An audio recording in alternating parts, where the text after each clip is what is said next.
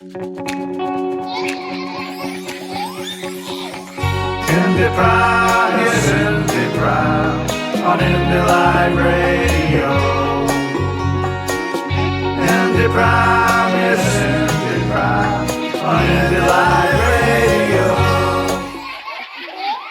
Welcome to the IndyPram podcast on IndyLive.radio. And my special guest this week is Iain Lawson. Now, Iain needs probably no introduction at all as the author of Yours for Scotland. A very good day to you, Iain. Good day indeed. You've got quite a history within politics in Scotland. Before we get on to current matters, where did it start for you in politics? It started for me in politics when I lived in Clydebank. My father was a minister there. They had a very bad Labour council. Very, very bad Labour council. So I was always opposed to the Labour Party. And at that time, I joined the Conservative Party because they opposed Labour. And I was quite successful in the Conservative Party, probably because I've got a working class accent.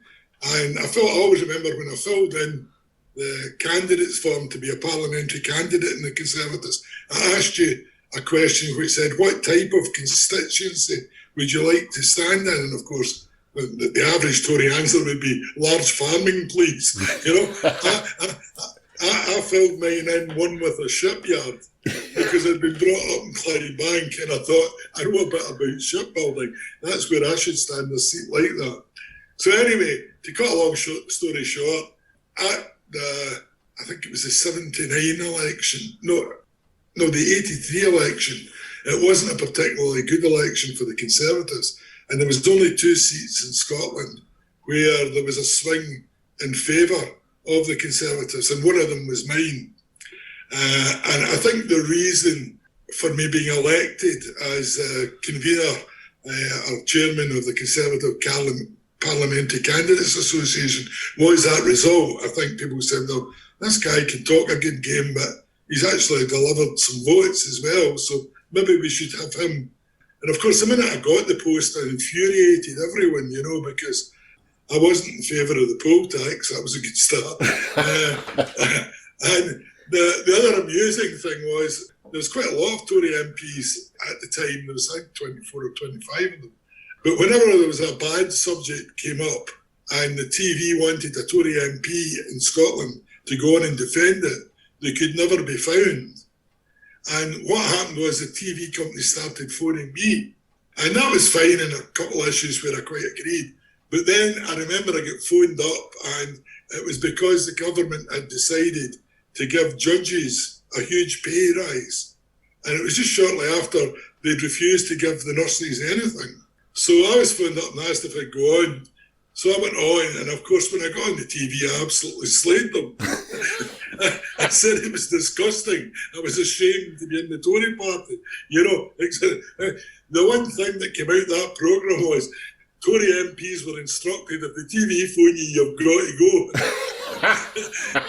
They said, we're not going to let me on it anymore. So anyway, to cut a long story short, Ravenscraig problems came along. My father, despite he was a minister, had worked in the steelworks in Lanarkshire, so I had an affinity with steelworkers. And I was invited along by the shop stewards to go and examine their case. And I went and looked at it as a businessman. So I went through the financials, and I convinced myself that this was a viable plant that had a future. And the minute I decided that, I decided I would go public in support of them. And gradually, relationships with the Conservative Party deteriorated until culminated with the pilot programme of Left, Right and Centre, which they invited me on to debate with the Conservative Party chairman, because the Tory tactics was to paint me as a lone wolf, a lone voice in the desert, etc., etc. But I was quite a clever lone wolf. What I'd done was, before I decided to leave, I'd written out to a whole lot of Conservative associations, asking them what they thought about the steel closures. And of course, I picked all the constituencies where government ministers were. So I was sitting in the sofa with the Conservative Party chairman. He was pointing out, oh, well, you know, nobody supports him in the party. was ridiculous. And I let him go for a minute or two. And then I went in this folder and I said, well, strangely enough, this is a letter from Argyll and Bute Conservative Association. That's the Minister John Mackay. Let's hear what they say. This is disgraceful. I shouldn't be doing this. And I went through constituency after constituency. But what I didn't know was, and this is quite disgusting, the only reason he appeared in the programme was because he'd done a deal with the BBC beforehand. Really? And the BBC had given him a letter that if he didn't want the programme to be broadcast, he could hand it back to them and the programme would be axed. Wow. Or that segment of the programme would be axed. And that's exactly what happened. So I left the studio, nobody said a word to me. I thought it would be broadcast and it would be great fun. And it wasn't shown on the programme. So the next morning I was sitting at home and a Tory MP, female, she's not an MP now, Anna McCurley, her name was, she was MP for Renfrewshire West, and she was the one Tory MP that was quite vocal in her support for Ravenscraig. She phoned me up and she said, I've just had a very interesting phone call, Ian, and I've got a telephone number for you. And I said, who is that from? He said, well, it's from XXX, who works for the BBC. And he's just told me the most remarkable story about the deal that the Conservative Party had with them for what you were on TV, what was recorded with you last night.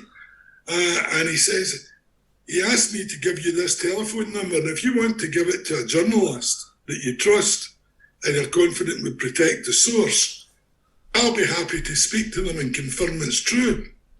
So, of course, I went off and I knew the Scottish correspondent of the Sunday Times, because I reckoned exposing that the Conservatives and the BBC had a deal was worthy of the entire United Kingdom. Absolutely. So I passed it on to this journalist. He contacted the chap at the BBC who confirmed the story, and they run it on the front page of the Times. Excellent. I made enormous backtracking from the BBC, but I mean, it was all in writing, so they couldn't deny it. So anyway, that was me leaving the Conservatives. And I always like to remind people in the SNP, because folks say, oh, you're a careerist. When I joined the SNP were at 12% in the opinion polls. Yeah. The Conservatives were at 25%. Yeah. So I made it my mission to damage the Conservative Party over steel. Yeah. And I was hugely successful, because at the next election, there wasn't a single Tory MP left standing in Scotland. Right. Deservedly so, and we need to get back to those days. Yeah, Soon. Goodness me. Well, talking about TV, in those days, obviously, SNP didn't really get much coverage at all, or absolutely no coverage at all on television. So what did you do about that? I mean, obviously, electorally at 12% in the polls, there wasn't a lot of electoral success about to encourage and improve morale. So I decided it'd be a good idea if I get involved along with my friend Gil Patterson, and we run a couple of campaigns that we could win. So the first one was the Fair Fares campaign, where we objected to the fact that Scots were getting charged extortionate prices on the shuttle routes between Glasgow, Edinburgh and London. So we sat down and talked to British Midland, and we got them on board with their campaign. I mean, British Midland, can you believe this, sat and done joint press conferences with me attacking British Airways and their exorbitant prices. And what we did was we extracted from British Midland a promise that they wouldn't increase their fares on the Scottish routes for 2 years. And then we went down to airports and tried to encourage people to move from British airports to British Midland. They were the only two companies at the time that operated the shuttle routes. And the great thing about that campaign was you couldn't hide how successful we'd been, because airlines were required by law to provide to the British Airports Authority their loading numbers. So we ran this campaign for about 3 months. And over those 3 months, 10% of British Airways customers moved from British Airways to British Midland. Wow. Now, that's a huge number. That's a good result. So we were able to go back to party activists that helped us and say, look, here's a victory, we can do this. And then probably the most famous was the ASDA campaign. I mean, just tell you a little bit about it, but ASDA's a great target. Think about their name, ASDA, Anti-Scottish Disaster Area, right? And we had brilliant posters. And I mean, what we were complaining about was central buying. Yeah. And the fact that, Scottish suppliers get very little opportunity. Every penny we spent here in Scotland in their stores, the money just disappeared south, and very little of it ever found its way back in terms of orders with Scottish companies. And what we did, we done a survey of all the supermarkets, and ASDA came out at the time as being the poorest in terms of it. So that we wrote to them just an innocent letter saying, we've done this survey, here's the results. Tell us what you're going to do about this, because this is a problem. And we get this really cheeky letter back, which sort of said, none of your business what we do. We run our supermarkets, not you. Get stuffed. So we thought to ourselves, well, we'll have a bit of fun with this. So as I say, we get these posters done, Anti-Scottish Disaster Area. And then the other good thing at the time was ASDA's advertising was that's ASDA price. So what we did was we laid out all our complaints about central purchasing and how none of it came back to Scotland, and then ended it with that's ASDA price. And we handed these leaflets out everywhere. Now, we picked a Saturday and we hit every ASDA store in Scotland. They didn't have anything like as many as they've got now, but we hit every one of them. And it got a wee bit out of control in some of the places, not through planning, just by customer support for what we were doing. But, it was really quite advanced. We had cars to take people that were pedestrians coming in, to take them to another supermarket and then drive them home. We did it really well. And it started at 9:30, and by 12:30, my phone in my house, I didn't have a mobile at the time, the phone in my house was going non-stop, where ASDA trying to get hold of me, So eventually my wife got a message to me, and I went and phoned them. And basically it was a complete surrender. We will meet you Monday morning in Glasgow. We will resolve this. Please call off the hounds, Right? Some of the funny things was there was some old age pensioners that ASDA in Mary Hill. This is a great story. And they decided they could do better than what we were suggesting. So they went in and they got trolleys and they just filled them to the absolute limit. And then got to the checkout and told the girl they only wanted the Scottish goods in them. Right? This caught on like wildfire. And when you get near the checkouts in Mary Hill, there was trolleys everywhere loaded with goods, So I can understand why they were anxious. So anyway, let me tell you what they did, and great credit to them, because they realised they'd made a mistake. The first thing they did was they apologised for the letter and said that should never have been sent back. It was a mistake. But what they did was they booked the Holiday Inn in Glasgow for a week. They took out full-page adverts in every Scottish newspaper and asked companies that thought they could supply ASDA to get in touch. Then they brought up 30 buyers to Glasgow and met all these Scottish companies. And there was huge amounts of business done. Craig Nicol, the refrigeration company in Glasgow, they won a contract worth many millions of pounds for the new refrigeration in the new ASDA stores. Alex Salmon's constituency, the meat producer there, got huge orders. Margaret Ewing's constituency, Morey, the ice cream guy there, got huge. And just across, they introduced the saltire on their plastic bags. They labelled all the products that were sourced from Scotland in their stores with a small saltire on it. Yeah, and they launched their own ASDA Buy Scottish campaign. Yeah. So, it was for the activists who weren't getting any electoral joy because of the political situation. It was a fantastic achievement because they could all pat themselves in the back and say, look, we really changed things for the better here, been involved with the SNP. So it was a great moment. Yeah. And yet things seem to have gone backwards to some extent, because obviously the campaign is being run now by Ruth Watson with Keep Scotland the Brand.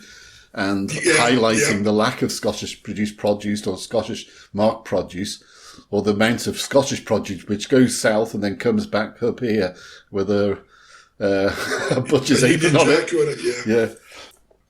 I'm supportive of what Ruth is doing, but you've got to say the evidence on the ground at the moment is it's perhaps not having the sort of impact we would have hoped, So, but I mean, it shouldn't be up to Ruth, to run that campaign. That's something our MPs and our MSPs in the Scottish Parliament should be running and making a lot of noise about. I mean, it shouldn't be left to activists to run things like that. Yeah. Now, what I was saying before about the lack of TV coverage for the SNP in the early days, I understand you were involved with a stunt at, Barshaw Park, I think, in Paisley. Can you remember that one? Barshaw Park. Is that the one with Jim? Probably. Jim do you want to tell about that? Well, this was just absolutely brilliant. The SNP were getting kept off the airwaves all the time. So Jim got a TV and put his head inside it, on his shoulders. And he went wandering about all over Paisley in the centre of town, and with a banner on it saying, "This is the only way you'll see the SNP on TV." And I was actually in Perth the day he was doing it, and I was sitting with Jim Fairley in a pub in Perth watching the news, and this came on, and of course Jim had a sticker over his mouth, and his head inside this TV, and he's sitting on a park bench with this little old lady, and he's sitting there, "Don't you change the channel, don't change the channel."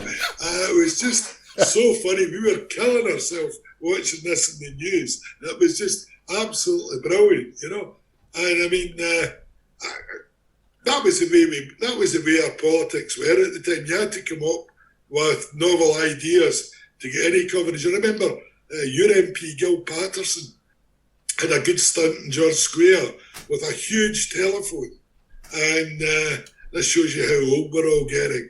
The slogan was, "Cut out the London operator." All right, I haven't heard this one. Yeah, and that was a good one as well, Yeah. So, we just need to, that'll be completely lost in MD under 65.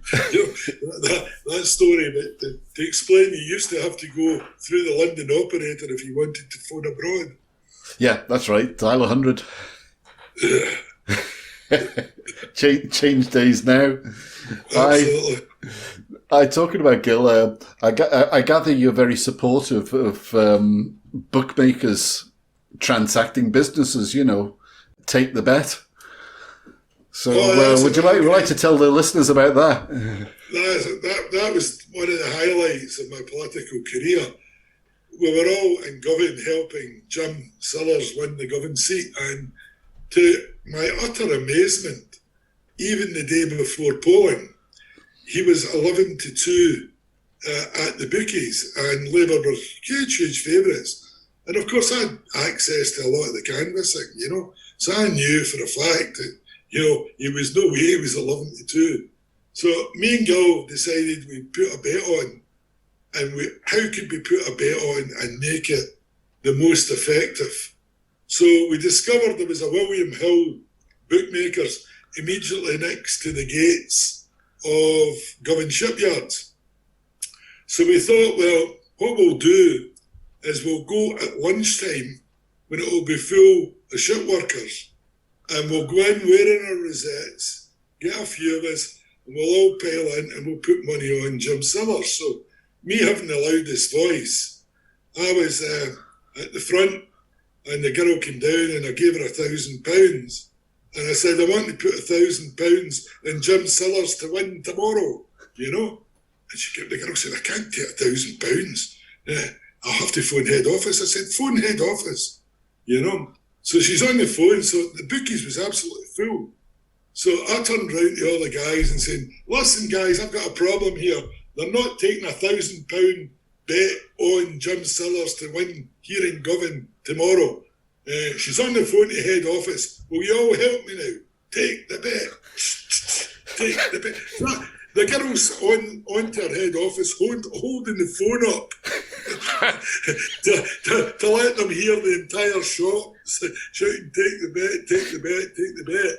So that happened, and then there was a whole pile of folk came in, SNP supporters, all wearing receipts, all putting money on Jim Sellers. So I mean, it came down 11-2, 5-1, 9-2, 41, 72, 3-1, all very quickly. You know, they wouldn't even take my 1,000 bet at 11-2. Heck, but I think the last part was 72 by the time they took that part. Anyway, the good story about that is obviously Jim. But I always remember Alison Hunter saying to me, "We've been inundated all day with people coming in and asking if that's true about £1,000 betting Jim Sellers." You know, it spread through government like wildfire. But the lesson here is, if you get a Glasgow man, he put a fiver in Jim Sellers, not only is he voting, but his wife's voting, his neighbours are voting, Exactly. and everybody knows is voting Jim Sellers to make sure he wins his bet. So what we did was, obviously we'd won a lot of money. We went back at the exact same time to the bookies to get our money, and we took every single person that was in the bookies in next door and bought them all a drink. Great. Because they contributed greatly to Jim's victory. That's super. And I believe there was a trolley full of coins because they didn't have the notes or something, and they gave you a check and some coins. No, the payment. We took all the money they had, and they had to give us a check for the balance, you know, because they didn't have enough money. That's it. At the time, so it was very funny. Yeah. I believe they tried to do it again in Glasgow Central, but it didn't have the same impact because it wasn't the condensed constituency; it was too divided, you know. So you enjoy you got some good canvassing stories to tell then, and good experiences of campaigns. Well, it's hard not to when you've done it as long as I did it over the years, you know. Well, tell me about Linwood, Hillman Implant. What did you do at Hillman Implant at Chrysler? Well, that was our star performer again, Jimmy Mitchell, that organised this. We got the date when the lorries were coming to take away the plant and equipment, and we decided we'd have to do, you know, some form of demonstration. So at the time, we had a very attractive female candidate, Jenny Herriot, and the idea that Jim had was we'd chain her to the gates, and it would be superb, you know, nice-looking girl, chained to the gates, stopping them, being able to take the machinery away. So sure enough, they put out the press release, turned up, great amount of press there, and Jim suddenly noticed that they were preparing on the other side of the road different gates, because the Linwood factory being so big, there was a main road run through it, and Jim seen them preparing over there, and he thought, well, we're maybe at the wrong gate here, we better get something. So he gave some of the young lads chains and said, run over there and chain yourself onto these gates so they couldn't get in. And sure enough, no sooner had they chained themselves to the gates than the lorries arrived in convoy, and it was the other side of the road. So this is just absolutely hilarious. There were electric gates. So the security guy pressed the button. And unfortunately, these young lads that went across had not chained themselves round the join in the double gates. So they were actually chained to only one side of them. Which meant when the guard hit the button, the gate's still open, and these wee guys are getting attached to the gate and no choice but to go with it. and then the lorries piled in. It was not their finest moment, but it's a great story nevertheless. I believe you were also involved with the Sky Bridge, is that correct? Yeah, I always seem to manage to get involved in these. Our branch of the SNP actually decided we'd have a car cavalcade, and we'd all go up to support. I love car cavalcades. Campaign, and I mean it was really quite funny because I actually get charged 4 different times because I came up with novel ideas to embarrass them further. And a good one was I used to have an American Express card, and their advertising was, "That'll do nicely, sir," you know. So I got Channel 4, and I had them in the back of my car, and we got to the pay booth, and I knew they didn't take credit cards or anything, so I offered my American Express gold card, and the guy said, "We can't take that." I said, "What do you mean that you won't? It won't do nicely?" You know, and the point I was making was, it was 57 miles from the turnoff off the A82 to get to Kailor-Volocalch. And, you know, there's no sign saying we don't take credit cards. Now, a lot of Americans travel about with very little cash and use entirely their credit cards. So I was just making the point that it was ill thought out, you know, and at the end of the day, you know, met some great people, absolutely great people, love the people of Skye. They had real good campaigning zeal and good ideas. I mean, they did all sorts of really novel things to keep their campaign going and in the limelight. And I was thoroughly delighted when the tolls were eventually lifted and they were successful. Yeah, superb. What was it like being in control of so many areas of administration and going forward with the SNP and your time with the SNP? Well, I mean, when I became the vice convener in charge of fundraising and administration, the SNP were skint. Let's just be quite frank about it. There was no money in the coffers. When I came up with the idea to launch the challenge of the 90s, there was no money to pay for the postage for it. So I had actually to go around the executive and get everyone in the executive to sign up to be members of the challenge of the 90s. And that brought in sufficient money to get the postage for polling the, I think, 8,000 or 9,000 members I think we had at the time. So that was the straits we were in. And of course, you know, politics costs money, election campaigns cost money. So that gives you an idea of how difficult it was for the SNP to compete with the other parties. So the challenge of the 90s was a huge success. I'm not saying we had more money than any other party, but for the first time, we had enough money, you know. And of course, the political success followed from that. The minute the SNP had a fairly even platform to argue their case was better than the other parties, and the electoral rewards came from that. Yeah. So, I mean, it was a very, very successful time. And Gil Patterson, again, my colleague and friend, did a great job when he took over from me. Also, I mean, it was during that time that Gil and I both offered to underwrite the salary of the party's first time full-time fundraiser, because, you know, what we were trying to do was not only recover the dire financial situation, we were trying to put in place a sustainable system that would go on year after year, providing more and more finance for the party. So we did that. The only thing Gil and I got in return for that was that we were allowed to pick who it was that would be the first time full, and that was our safeguard, that it would probably work out all right, you know. Yeah. So, and it did, of course, and we've had a full-time fundraiser ever since. So, you know, but someone's got to take a risk at some point for these things to happen. Absolutely. Simple as that. Yep. I mean, the previous big idea to that I'd come up with was to write to every Cameron. Don't ask me why Cameron, but write to every Cameron in the American phone books. And they lost thousands. So, I mean, that was basically the contrast of ideas. Yeah.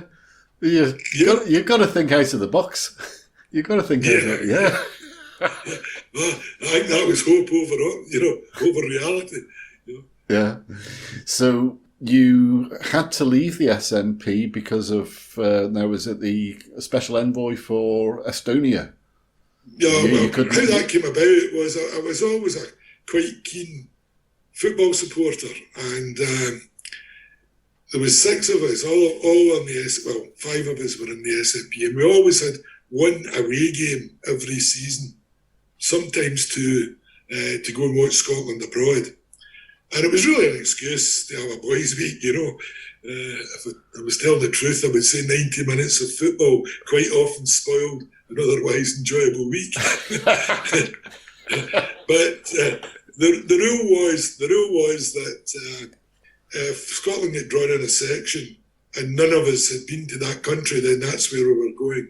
And that's why Estonia arrived on the map. And we had a fantastic time. It was a country where at the time the average wage was $40 a month, not a week. Yeah. Where a vodka and orange in a nightclub was 20 pence. A bottle of champagne was 50 pence. So, you know, the Tartan Army's made up of a variety of people of various financial ability. But here was a location where we all were. The sun was shining. It was a beautiful week in May. And, you know, everyone was a millionaire. so it was a very, very popular location. Anyway, the outcome of that was that I decided that this was going to be a country that was going to go somewhere, because it was quite obvious to me it was Scandinavian, you know, and looking at the rich neighbours, Finland, Norway, Sweden, Denmark, chances were, now that they were free of the Soviet Union, they would get back up there. And I mean, people don't understand this, but prior to the Second World War, Estonia had a higher standard of living than Finland, and on a par with Denmark. I mean, the only reason they were poor was because they'd been part of the Soviet Union for 50 years against their will. So I thought, this could be a good place to start a business. So out of 6 of us, 5 of us started businesses, and Estonia decided basically on that week. And it was, you know, quite successful. Eventually, 4 or 5 years later, I took over the state pest control. My business being pest control, I took over the state pest control across the whole country. And I ran that for 10 years before I sold it, because I'm now retired. But I actually do remember a story, because I know you've been on Indie Live Radio at the studio, but I remember a lovely story you told there that maybe listeners to IndyPram podcast haven't heard, and that was you gathered all the workers on the first day that you took over the factory. And tell the story about that. Absolutely. I mean, I didn't speak Estonian, and none of them spoke English. So, and they were all, I think, pest control was a female job in Russia. It was women that were the pest control operators, not men. And I think they were all a bit petrified about, you know, this Western company, wild capitalist, etc., etc., etc. So anyway, I got an interpreter along, which, interestingly enough, wait to hear this, the interpreter was Chris McLean, the former press officer of the SNP, wow, who married an Estonian, and by this time was speaking it fluently. And Chris came along and explained that, you know, welcome to Iain's company, you're all very welcome, we're going to change things a bit, there's going to be a lot more training, there's going to be better equipment, this, that, and that. And they all nodded away. And then he came to the punchline. And the first decision he's decided is he's going to double your salary. You know? And they're all looking at each other wondering, is he translating this right? Yes, I'll repeat that. He's going to double your salary. You know? And they were just absolutely ecstatic. But, you know, you've got to be clever in business. And it was a generous thing to do. I didn't need to do it. But what I needed was stability in the workforce. Yeah. I wanted to take it over and have the same people. I didn't want people leaving and going anywhere else. Also, I'd been in Estonia long enough to know that money really mattered. Yeah. And these women were pretty poorly paid by the state. So whenever any of their children were ill or whatever, they took time off to look after the kid. When I doubled their salaries, they were all earning more than their father, than their husbands. And when their kids were earning in the future, it was the husband that took time off work. It's a lot easier to run a pest control business if all your staff turn up every day. So, you know, yes, it was generous for them, but it was also very good business for me as well, you know. Absolutely. Right. Well, take us further. What happened after Estonia? What brought you from that until, should we say, launching the Yours for Scotland campaign? Yeah, well, I mean, the Estonians very kindly, and I was delighted to be so, asked me if I would be their Honorary Consul here in Scotland, and I did that for 15 years until I retired in November 2018. And then I had to decide, what am I going to do? I mean, I've got a house in Florida as well, so I normally, in non-COVID times, spend 6 months in Scotland, 6 months in America. But because of COVID, I'm here all the time at the moment. But I think that I had to make a decision, what am I going to do with my retirement? And I thought, well, it'd be quite interesting to run a political blog because I've been involved in politics all these years. I'm very interested in politics in general. And I desperately want to see independence in my lifetime. So I thought, well, a blog's maybe the way to do it. And it's quite amazing. I mean, I've got more contacts in politics now than I probably had when I was the Vice Convener in charge of administration and fundraising. You know, I speak to more branches, more people speak to me. I get information from all over the country all the time. And, you know, thanks to all these people that keep me in touch. I mean, I think I would like to deal with, this is maybe the point, to deal with it. Why, you know, you're arguing for great changes in the party. Well, no, get this right. I'm arguing against great changes that have been made in the party. Yeah. Very different. And I hear quite regularly, but, you know, why didn't you stay inside and change it from the inside? Really? Is anybody that knows anything about the SNP arguing that? I mean, last year, may have missed a lot of members' notice, but last year at the conference, they took away the mechanism for being able to change things from within the party. It was called National Council. That was the way a member of a local branch, he was given a platform at National Council to raise anything and to build support across the country to get it changed. That was removed by the party at last year's conference. And therefore, there is no mechanism, none at all, to build any support or change anything from within the party. As Dumbarton constituency found out only last week, they can't even talk to their own members without the approval of and access to the mail system.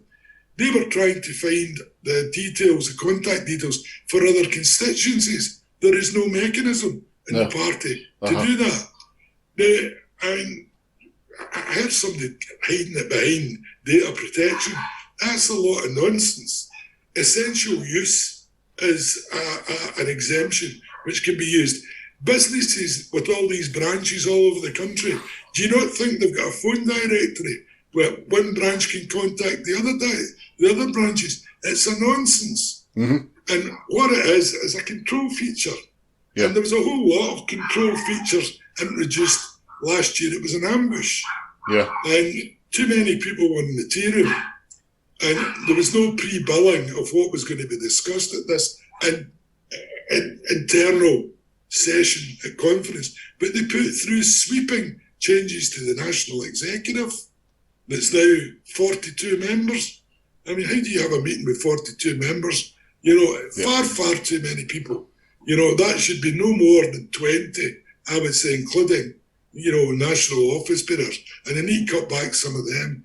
I mean, the minority groups are grossly overrepresented. You know, ridiculous. I mean, if you want to have a minorities group, I'm all for it. And that's an important issue. But it should not be sitting on the National Executive. It should be sitting a level below that. And the chairman of it should maybe have a place on the National Executive where he can represent whatever the dominant issue among the colleagues. If you talk to NEC members, and I know quite a number, they haven't been able to talk about anything other than minority issues since this lot got on.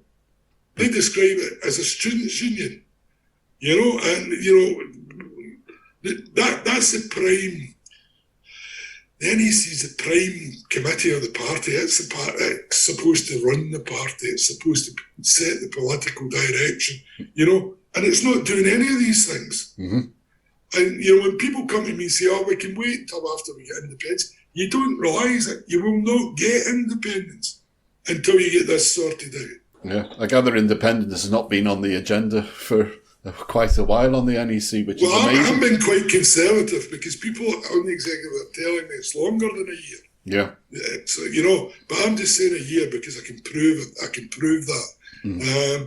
But I mean, they've lost touch. It's as simple as that. And, it goes further, because all this ties in, all these things tying in, get rid of National Council, change the NEC, give all these minority groups.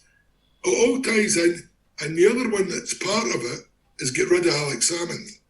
Because Alex Salmond would never have tolerated any of this. He'd have been a voice against taking powers away from the membership of the party. The ordinary member has lost enormous power. That was what was great about the SNP. It was genuinely grassroots ruled. Now you've got a clique and you've got a control mechanism. The NEC's been around the party for decades. It's never once in all those decades ever needed a secret ballot. I know, yeah. When I heard that myself. That at a stroke destroyed the complete accountability that every branch, every member is entitled to have from those that sit in that committee. You need to know what they're doing. If you don't know what you're doing, they could be doing a lot of things that are harming you. So what could be done to improve that? Because I'm encouraged because, as I said earlier, I'm becoming a bit of a clearinghouse for resolutions and various, people are sending me what the branches are doing, in terms of trying to sort it. And there's definitely resolutions going in calling for reducing the size of the NEC, taking out all these minority groups, free seats where nobody elects them, they just get appointed by these small minority groups, calling for better organisation, calling for much more concentration on independence, questioning whether we need to have, a better strategy than sitting about waiting for a Section 30 order that's probably never ever going to come. I'm encouraged that these resolutions are being in, although the caveat to that is, will they be selected to be debated? The way I look at it is if I publicise these resolutions and print them on my Facebook page, on my blog, then everyone knows what's been submitted. Yeah. So when the conference agenda comes out, if none of these resolutions are on them, then people know what's happened. Yeah, because I've certainly been grateful myself for the fact that there's been publicity for yourself and elsewhere for looking at these proposals that have come through from different branches, and the knock-on effect of that is that these resolutions have been discussed at branch level, and indications then obviously for support, and obviously the greater the amount of support for resolutions, then they can't be ignored and they have been seen far and wide. Absolutely. Absolutely. It's important. It's important that branches do take the time to send in and make absolutely clear where they stand. The other thing that's important is to make sure that you maximise your delegates to this conference. I know in the past, a lot of places didn't use their full entitlement because, it's difficult to find people that could afford to take time off work or put out the money for hotels and all the rest of it. But this year it's a virtual conference, so you can do it from your front room. So hopefully branches will make full use of their delegate entitlement and make the sort of changes that are required. And let's give people that support independence on the NEC.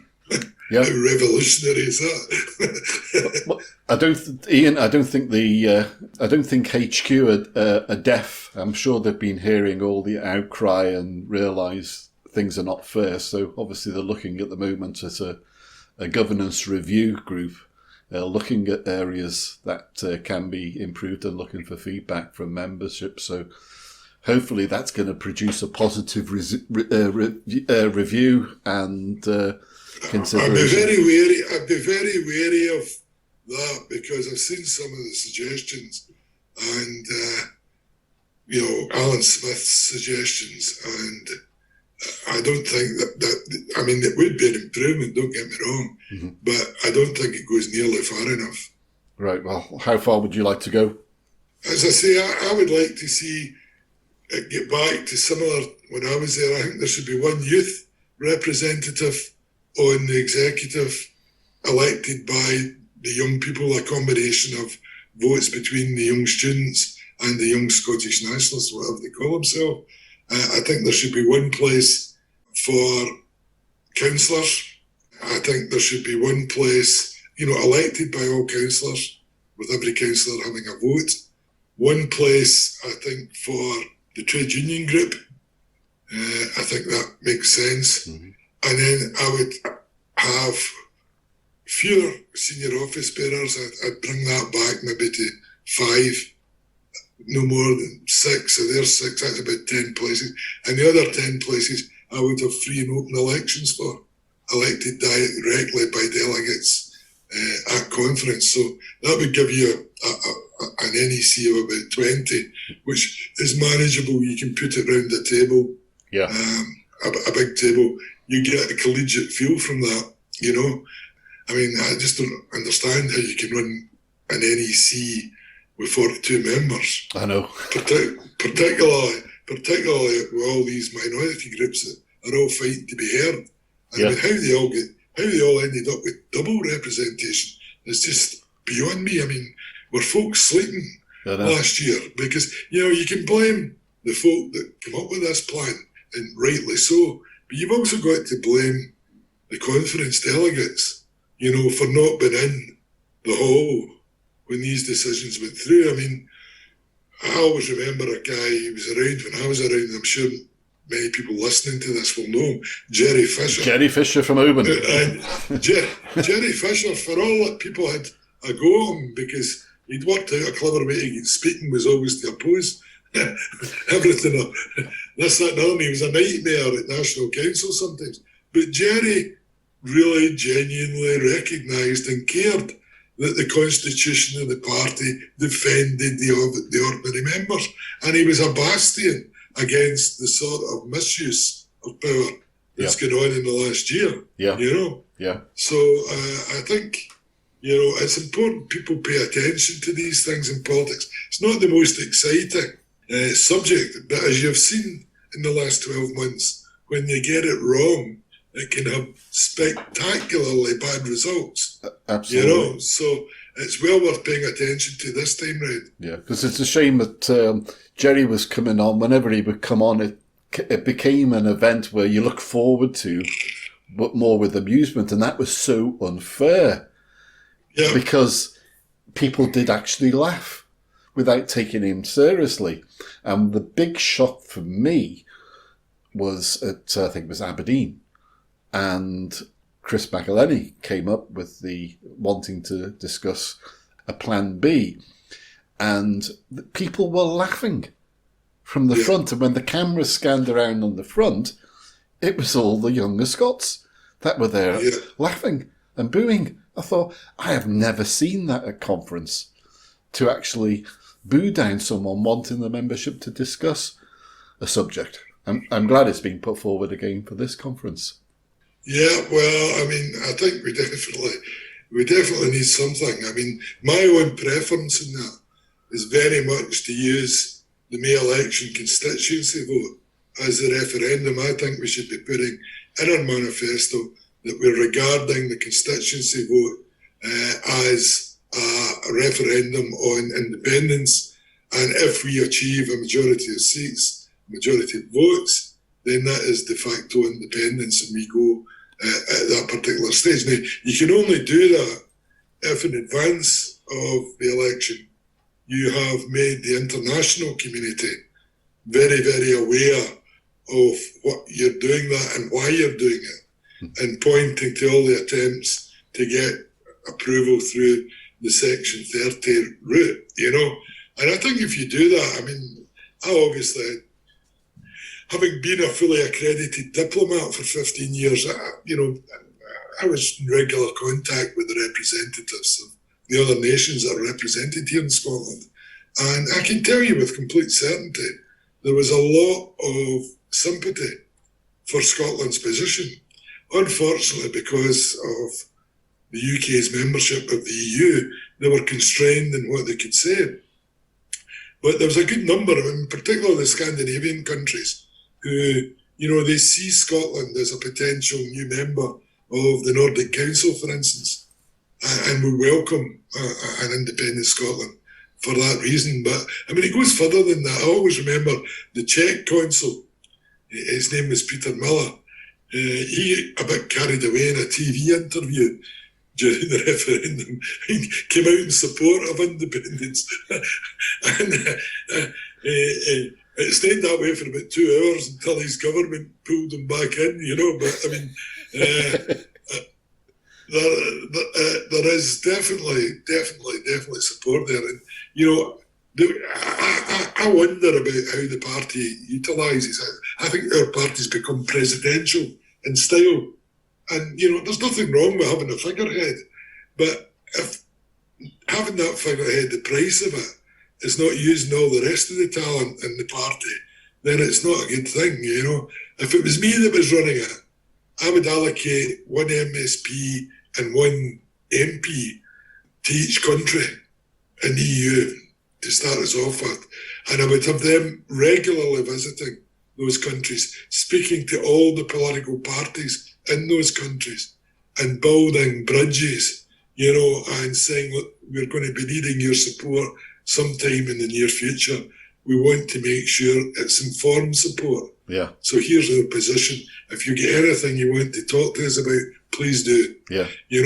And let's build those bridges and build that knowledge. The other thing we should be doing, particularly in the USA, Australia, New Zealand, but in a lot of other countries as well, we should be contacting the Scottish diaspora, and we should be encouraging them to write to newspapers in the country they're living in, saying, that Scotland should be afforded the opportunity and right to be independent, and calling on people in those countries to support us. We could build very, very quickly quite widespread international support.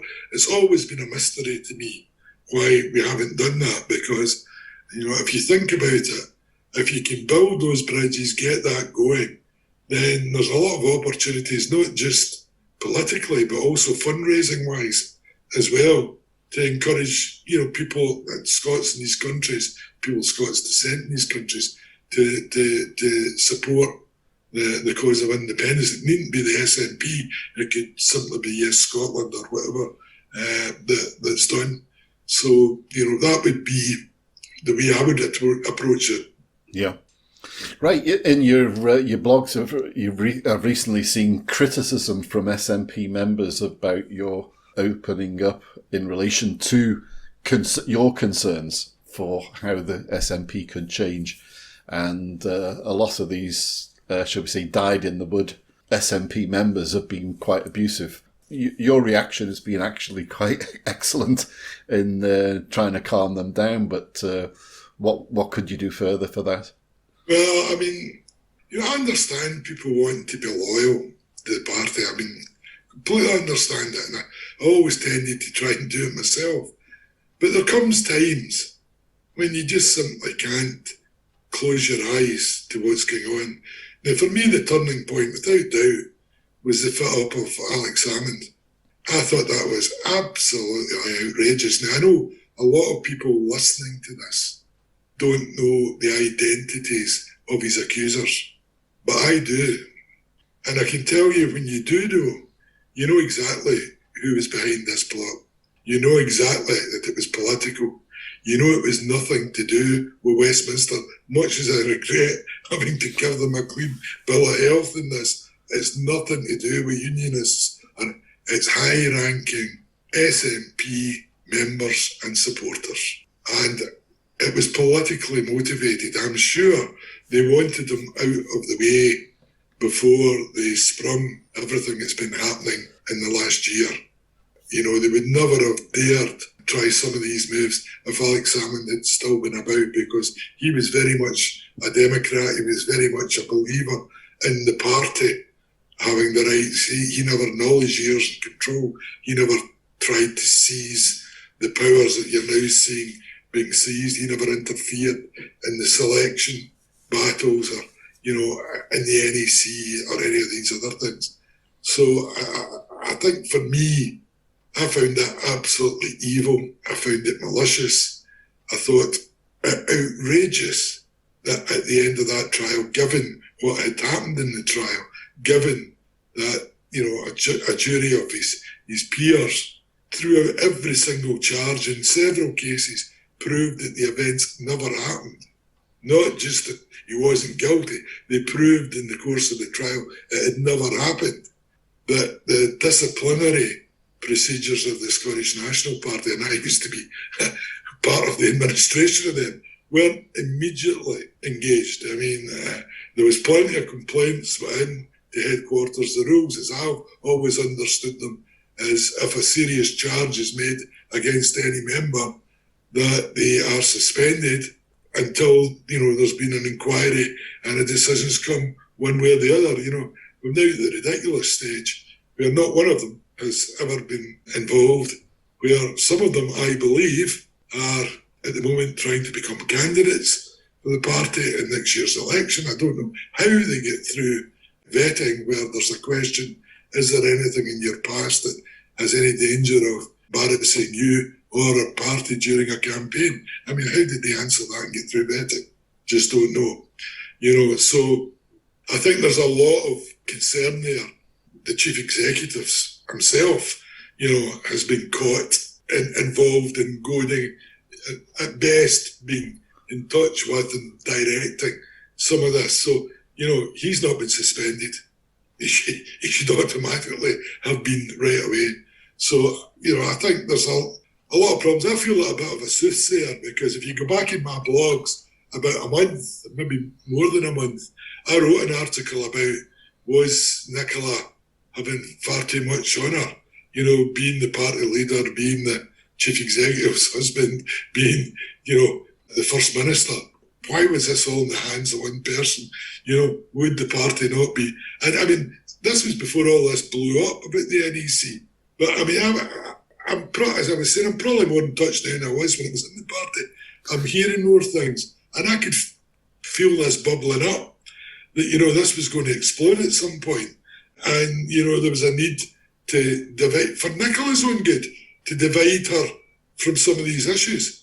Because, I mean, it's just, politics is, I know how much time it takes me to run my blog. Yeah. She's running a government, running a party, the whole thing. I mean, one person just simply can't do it. Simply can't do it. So therefore, other people, I mean, there should be a clear division between party and government anyway. I mean, that's just absolutely daft to have the party leader also the leader of the government. These two things should be separate at all times. So that's the route that I think they've got to go in the future. I think they've got to divide up these rules. I'm not personal. I'm not making this a personal thing at all with Nicola. I don't care who it was. I don't think there's MD could have done. I think Alex Salmon could have been party leader and first minister in the way that Nicola's been expected to do. Yeah. Well, we certainly live in interesting times, and obviously still more to come out in the wash before we have some clarity. Iain, thank you very much indeed for your contribution to the IndyPram podcast today. It's been much appreciated to hear your stories, the amusing stories, the serious stories. I look forward to welcoming you back again in the future. But for now, thank you very much indeed. Thank you. I enjoyed it very much. IndyPram, yes, IndyPram, on Indy Live Radio. IndyPram.